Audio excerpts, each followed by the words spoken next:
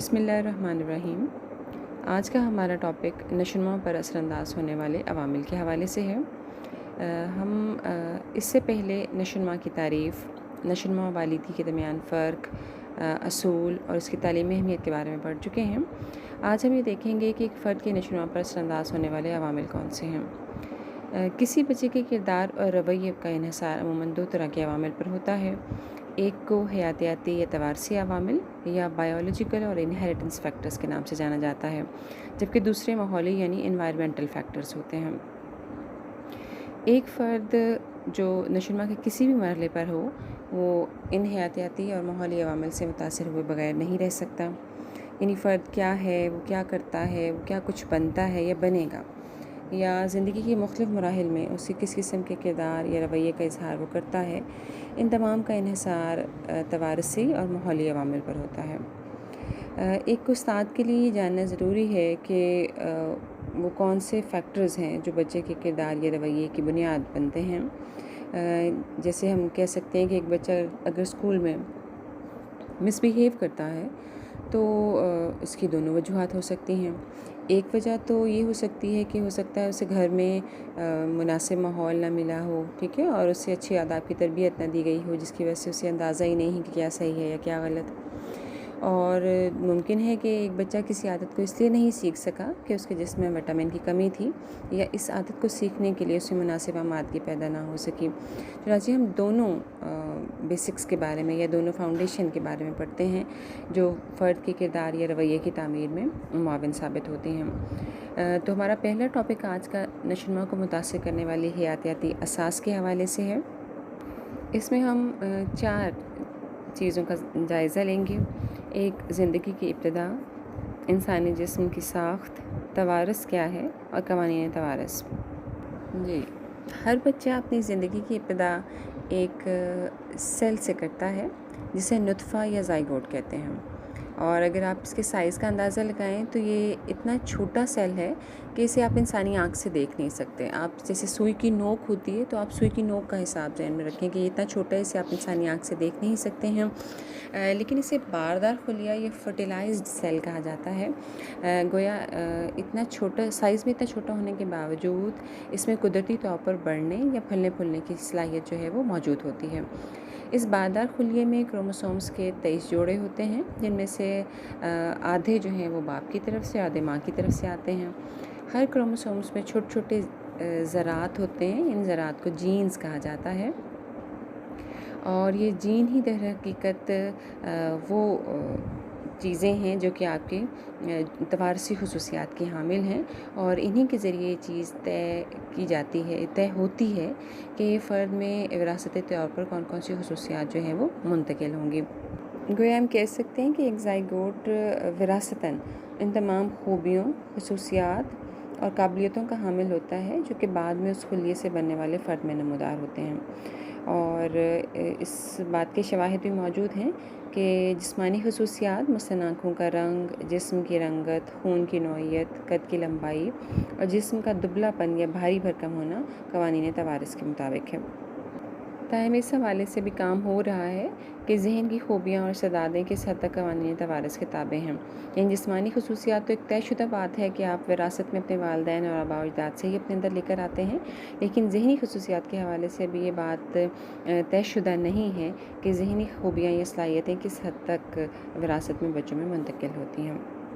انسانی جسم کی ساخت، ایک خلیہ یا سیل جسے آپ زائگوٹ کے نام سے ہم نے کہا، وہ ایک مخصوص وقت کے دورانیے کے لیے اللہ تعالیٰ نے ماں کے پیٹ کے اندر اسے محفوظ رکھا ہے، ٹھیک ہے، اور جب یہ ٹائم پیریڈ مکمل ہو جاتا ہے تو پھر اس کا اس اندرونی ماحول کے اندر رہنا ممکن نہیں رہتا۔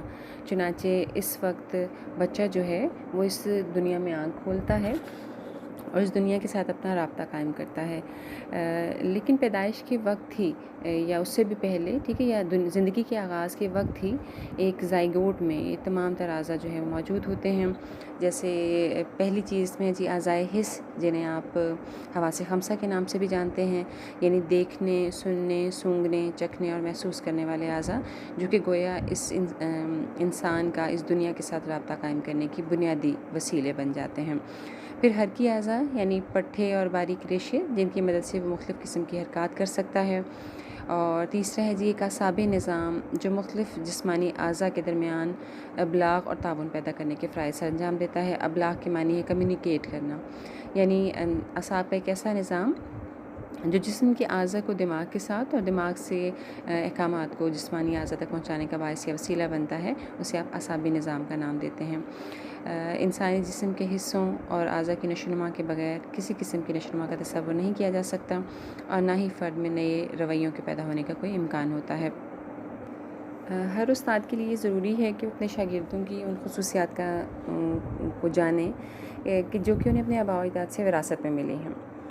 اس لیے کہ ہر بچہ وراثتی خصوصیات کے اعتبار سے دوسرے سے مختلف ہے.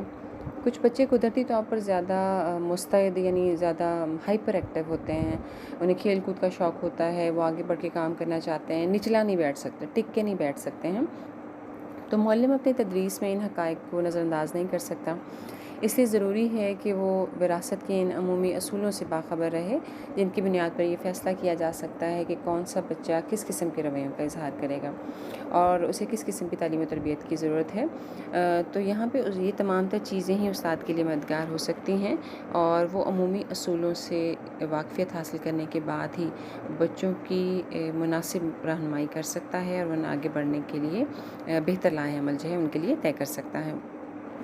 اب ہم یہ دیکھتے ہیں کہ جی توارث کیا ہے، یعنی وراثت کیا ہے. توارث سے مراد در حقیقت وہ خوبیاں یا خصوصیات ہیں جو پیدائش کے وقت قدرتی طور پر بچہ اپنے ساتھ اپنے اندر لے کر آتا ہے، اور ان کا تعلق بچے کے والدین اور آباء و اجداد کے ساتھ ہوتا ہے.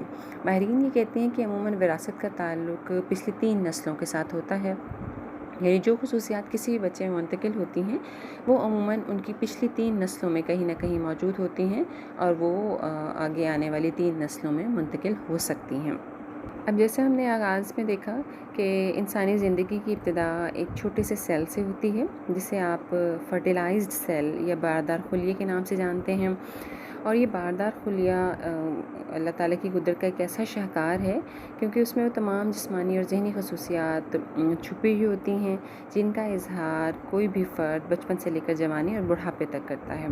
اگرچہ یہ خلیہ اتنا چھوٹا ہوتا ہے کہ اسے آپ انسانی آنکھ سے نہیں دیکھ سکتے، بلکہ اسے دیکھنے کے لیے صرف خوردبین کا استعمال ممکن ہو سکتا ہے، لیکن اس میں وہ تمام تر چیزیں موجود ہوتی ہیں جو کہ بعد میں نشو و نما پا کر جسمانی اور ذہنی اعضاء بنتے ہیں.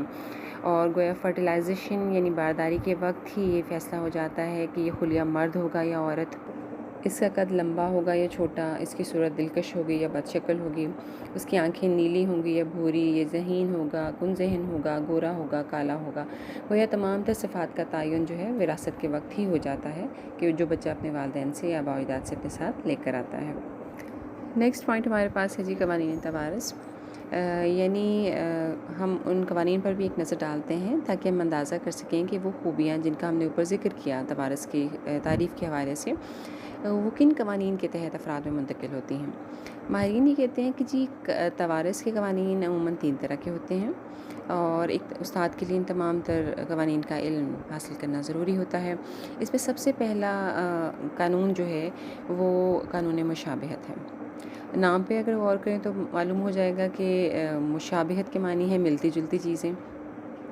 تو توارث کا یہ سب سے اہم قانون ہے کہ اولاد عمومی طور پر اپنے والدین اور قریبی رشتہ داروں کے مشابہ ہوتی ہے، اور اسے قانون مشابہت کہتے ہیں. اس قانون کے تحت ذہین والدین کی اولاد ذہین اور ناقص العقل والدین کی اولاد ناقص العقل ہوتی ہے. گورے رنگ والوں کی اولاد گورے رنگ کی اور کالے رنگ کے والدین کی اولاد کالے رنگ کی ہوتی ہے. لمبے قد والے والدین کے بچے لمبے قد کے اور پست قد والے والدین کے بچے پست قد ہوتے ہیں.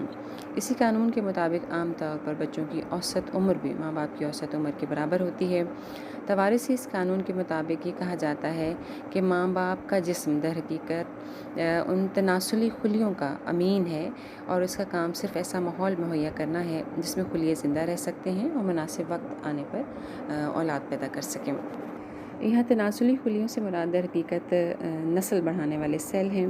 ये कानूनी कुदरत है कि इस दुनिया में मौजूद हर जानदार जो है वह ना सिर्फ अपनी नस्ल बढ़ाने की ख्वाहिश रखता है बल्कि इसकी ज़रूरत भी महसूस करता है। चाहे यही बात वो यहाँ पे कह रहे हैं कि जी हर जानदार में तनासुली खुलिये या नस्ल बढ़ाने वाले खुलिये या सेल मौजूद होते हैं और बवक्त ज़रूरत जो है वो अपने इस सिस्टम के तहत काम करते हैं और इस तरह से नस्ल जो है वो उसमें इजाफ़ा होता चला जाता है या दुनिया का निज़ाम इसी तरह से चलता रहता है। तवारुस का दूसरा कानून कानून गैर मुशाबहत है, यानी औलाद अपने वालिदैन की मुकम्मल तस्वीर नहीं होती और बाज़ औक़ात तो इख्तलाफ इतना ज़्यादा होता है कि यकीन ही नहीं आता कि ये बहन भाई एक ही माँ बाप की औलाद हैं, क्योंकि वो शक्ल सूरत, रंग, कद, ज़हानत, मिजाज, चाल चलन, आदत, गर्ज़ के हर लिहाज से मुख्तलिफ होते हैं। इस इख्तलाफ की वजह भी वालिदैन के नुत्फ़े यानी उस सेल में छुपी हुई होती है, जिसमें बेशुमार खुसूसियात होती हैं और जो खुलिया उनसे बारदार होता है वो अपनी मुअय्यना सिफ़ात के एतबार से दूसरे से मुख्तलिफ होता है। यानी एक ही वालिदैन की औलाद होने के बावजूद बच्चे खुसूसियात के एतबार से मुख्तलिफ होते हैं, इसलिए कि सलाहियतों की मुंतकली के एतबार से हर बच्चा दूसरे से मुख्तलिफ है। हो सकता है पहले बच्चे में अगर बाप या माँ की तरफ से 4 खुसूसियात आई हैं तो दूसरे बच्चे में इन खुसूसियात की तरतीब या इन खुसूसियात की तादाद पहले से मुख्तलिफ हो, चुनाचे लाजमी सी बात है कि उस बच्चे में पहले के मुकाबले में थोड़ा सा फ़र्क पाया जाएगा। तो गोया दूसरा कानून जो है वो कानून गैर मुशाबहत है, यानी वालिदैन से मुशाबहत कम होती है बच्चों की या आपस में इख्तलाफ जो है वो ज़्यादा नज़र आता है। तवारुस का तीसरा कानून कानून रजत के नाम से है।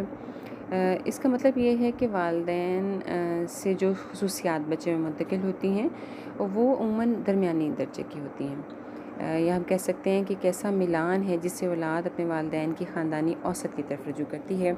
वह इस असूल के मुताबिक गैर मामूली ज़हीन वालिदैन की औलाद अपने वालिदैन की निस्बत कम ज़हीन होती है। मामूली वालिदैन की औलाद इतनी मामूली नहीं होती जितने कि उसके वालिदैन, और यही हाल इसके रंग, कद और दूसरी मौरूसी सिफ़ात का होता है। गोया इसमें सलाहियतों का रुझान जो है वो ख़ानदानी औसत की तरफ होता है। यानी जैसे पहले भी ज़िक्र कर दिया, दोबारा वजाहत कर देती हूँ कि इसमें बच्चों में सलाहियतें वालिदैन से मुंतकिल तो होती हैं, लेकिन अमूमन उनका दर्जा वो नहीं होता जो कि वालिदैन में मौजूद होता है। उनका दर्जा जो है वो दरमियानी सतह का होता है। जैसे अगर वालिदैन दोनों लंबे कद के हैं तो ज़रूरी नहीं है कि बच्चों का कद उतना ही लंबा होगा, ठीक है, वो दरमियाने कद का हो सकता है। अगर वालिदैन दोनों गोरे हैं तो हो सकता है कि बच्चा उतना गोरा ना हो, ठीक है, लेकिन उसका रंग साफ़ होगा, लेकिन आप उसे काला भी नहीं कह सकते। यानी और जैसे कहा कि जी अगर वालिदैन दोनों बहुत ज़हीन हैं तो ज़रूरी नहीं है कि बच्चों की ज़हानत का दर्जा उस हद तक हो जितना कि वालिदैन का है, लेकिन आप उसे कुंद ज़हन या गबी भी नहीं कह सकते हैं, यानी उसकी ज़हानत दरमियानी सतह की हो सकती है। तो गोया हम ये कह सकते हैं कि ये तवारुस का तीसरा कानून है जिसका ताल्लुक़ ख़ानदानी औसत या दरमियान के साथ होता है, ठीक है, और सलाहियतें बच्चों में मुंतकिल तो होती हैं लेकिन वो ना तो उस दर्जे की होती हैं ना उससे बहुत कम, बल्कि दरमियाने दर्जे की सलाहियत बच्चों में मौजूद होती हैं। जब विरासत के हवाले से यहाँ 1-2 बातों की वजाहत भी ज़रूरी है। जैसे बाज़ लोगों का ये ख़्याल है कि बच्चे अगर उस पेशे का इंतख़ाब करते हैं जिसमें कि वालिदैन पहले से मौजूद हैं तो ये चीज़ विरासत में मुंतकिल होती है। जैसे हम देखते हैं कि उमूमन डॉक्टर हज़रात के बच्चे डॉक्टर बन जाते हैं, या अगर आर्मी में कोई फ़र्द है तो उसके बच्चे आर्मी फ़ील्ड में जाना पसंद करते हैं, या आपने देखा होगा कि अदाकार या अदाकाराओं के बच्चे जो हैं अमूमन उसी फ़ील्ड का इंतख़ाब करते हैं। तो लोगों के ज़हन में एक शुबा ये भी पाया जाता है कि शायद ये चीज़ विरासत में मुंतकिल होती है। तो यहाँ ये बात समझ लीजिए कि ऐसी खुसूसियात जिनका ताल्लुक़ इक्तिसाब यानी सीख के साथ है, ऐसी चीज़ें जो आप माहौल से सीखते हैं, ठीक है, वो विरासत में मुंतकिल नहीं होती। बच्चों का उसी फ़ील्ड या शोबे का इंतख़ाब करना जिसमें वालिदैन मौजूद हैं या जो उसके इर्द गिर्द जो चीज़ वो देख रहा है उसको वो मुंतख़ब करता है, तो इसकी बुनियादी वजह वो माहौल है जिससे वो फ़ैमिलियर है, ठीक है, जिसमें उसने आँख खोली है या वो उसे शुरू से देख रहा है, तो ये माहौल के साथ उसका ताल्लुक़ है, इसकी बिना पर वो शोबे का इंतख़ाब करता है। ये चीज़ विरासत में मुंतकिल नहीं होती, ठीक है। फिर एक और ख़याल लोगों के ज़हन में ये है कि शायद कोई भी माज़ूरी, ऐसी माज़ूरी जो कि बाद में फ़र्द में पैदा होती है, वो विरासत में मुंतकिल होती है। तो यहाँ ये बात भी समझ लीजिए کہ کچھ معذوری تو ایسی ہے جس کا تعلق خون کے ساتھ ہے، پیدائش کے وقت آپ کے ساتھ موجود ہوتی ہے، ٹھیک ہے، وہ ایک علیحدہ چیز ہے. لیکن ایکسیڈنٹ کے ذریعے یا کسی حادثے کے ذریعے فرد میں پیدا ہونے والی معذوری جو ہے وہ وراثت میں منتقل نہیں ہو سکتی ہے. اب یہ تو تھے قوانین توارث، ٹھیک ہے. اس سے پہلے ہم نے دیکھ لیا کہ جی زندگی کی ابتدا کیا ہے اور انسان میں موجود انسانی جسم کی ساخت کی نوعیت کیا ہے، پھر توارث کیا ہے اور قوانین توارث کیا ہے. اب دوسرا فیکٹر جو کہ فرد کی نشو و نما پر اثر انداز ہوتا ہے وہ ہے جی ماحول. اب ہمیں یہ دیکھنا ہے کہ جی ماحول کیا ہے اور ماحول کس طرح سے فرد کی نشو و نما پر اثر انداز ہوتا ہے. ماحول یا انوائرمنٹ ایک ایسی قوت ہے جو یہ فیصلہ کرتی ہے کہ کسی شخص کی استعداد یا توانائی کو کس حد تک بروئے کار لایا جا سکتا ہے. گویا ہم آسان پیرائے میں یہ کہہ سکتے ہیں کہ وراثت اس چیز کا فیصلہ کرتی ہے کہ فرد کی فطری استعداد یا توانائی یا قابلیت کیا ہوگی، ٹھیک ہے. اور ماحول کے ذریعے ہم یہ دیکھتے ہیں کہ اس استعداد، قابلیت یا توانائی کو کس حد تک استعمال میں لایا جا سکتا ہے، ٹھیک ہے. آسان زبان میں آپ یہ بھی کہہ سکتے ہیں کہ جی ماحول سے مراد در حقیقت آپ کے ارد گرد موجود چیزیں ہیں. آپ کے ارد گرد موجود ہر وہ چیز جو کہ آپ پر اثر انداز ہوتی ہے، آپ کو متاثر کرتی ہے، آپ اسے ماحول کا نام دے سکتے ہیں. ان ماحولی عوامل کو عموماً 3 حصوں میں تقسیم کیا جاتا ہے. یہ ہیں جی معاشرتی یا اقتصادی عوامل، دوسرا ہے سماجی اور تعاملی عوامل، اور تیسرا ہے جی مادی عوامل. معاشرتی یا اقتصادی عوامل. معاشرہ اور اس کے عناصر ایک فرد کے کردار اور رویے پر اثر انداز ہوتے ہیں. ایک فرد جس ماحول میں پیدا ہوتا ہے، جس معاشرے میں پروان چڑھتا ہے، اس معاشرے کے عقائد و رسومات، روایات، اقدار، عادات اور اطوار سے متاثر ہوئے بغیر نہیں رہ سکتا. اس فرد کی نگاہ میں ہر وہ شے اچھی ہے جسے معاشرہ اچھا سمجھتا ہے، اور ہر وہ چیز بری ہے جسے معاشرہ برا کہے. یعنی اس فرد کے پسند و ناپسند کے معیار کا فیصلہ معاشرے کے معیاروں کے پیش نظر ہوتا ہے. خوشی اور غمی کے موقع پر وہ ان رسومات کی ادائیگی کو موزوں سمجھتا ہے جسے معاشرے کے افراد عام طور پر اچھا سمجھیں. عام طور پر ایک شخص وہی مذہب اختیار کرتا ہے جو عموماً اس معاشرے کے افراد کا ہو جس میں اس نے ہوش سنبھالا. اس کے مذہبی عقائد وہی ہوتے ہیں جو عام طور پر معاشرے میں ہوں. مثلاً اگر ایک شخص مسلمان معاشرے میں پیدا ہوا تو اس کے مسلمان ہونے کے امکانات زیادہ ہیں، اور اس کا توحید، رسالت اور آخرت پر عموماً اسی طرح ایمان ہوگا جیسے اس معاشرے میں عام لوگوں کا ہے. اس میں نے اقتصادی عوامل کی وضاحت پہلے کر دی تھی، ٹھیک ہے. اسے پھر دہرا دیتی ہوں کہ ہم جب یہ کہتے ہیں نا کہ معاشرتی یا اقتصادی عوامل، تو یہاں اقتصادی عوامل سے مراد ہے سیکھنے والی چیزیں، ٹھیک ہے. ایسی چیزیں جو آپ نے اپنے ارد گرد موجود لوگوں سے سیکھتے ہیں، ٹھیک ہے. یہ لفظ کسب سے نکلا ہے، یعنی سیکھنا یا حاصل کرنا. تو وہ تمام تر چیزیں جو آپ اپنے ارد گرد موجود لوگوں سے سیکھتے ہیں انہیں آپ معاشرتی یا اقتصادی عوامل کہتے ہیں. اور لازمی سی بات ہے کہ انسان ایک معاشرتی حیوان ہے، وہ معاشرے میں رہتا ہے، معاشرے کے لیے رہتا ہے، ٹھیک ہے. تو جو کچھ بھی اپنے ارد گرد لوگوں کو کرتا دیکھتا ہے وہ چیزیں اس کے اوپر اثر انداز ہوتی ہیں اور اس کی شخصیت کی بنیاد میں ان چیزوں کا حصہ ہوتا ہے. اچھا، دوسرا پوائنٹ ہمارے پاس ہے سماجی اور تعاملی عوامل. اب اگر غور کریں تو ایسا لگتا ہے کہ دونوں چیزیں ایک جیسی ہی ہیں، ٹھیک ہے. معاشرتی اقتصادی عوامل یا سماجی اور تعاملی، معاشرہ اور سماج ایک جیسی چیزیں محسوس ہوتی ہیں. ڈفرینس صرف یہ ہے کہ معاشرتی عوامل جو ہیں وہ وسیع پیمانے پہ ہم بات کر رہے ہیں، یعنی ہمارے ارد گرد ہمارا گلی محلہ، ہمارا شہر، ہمارا ملک اور پھر بین الاقوامی دنیا، یہ سب ہمارا معاشرہ ہے. تو یہ ایک وسیع پیمانہ ہے.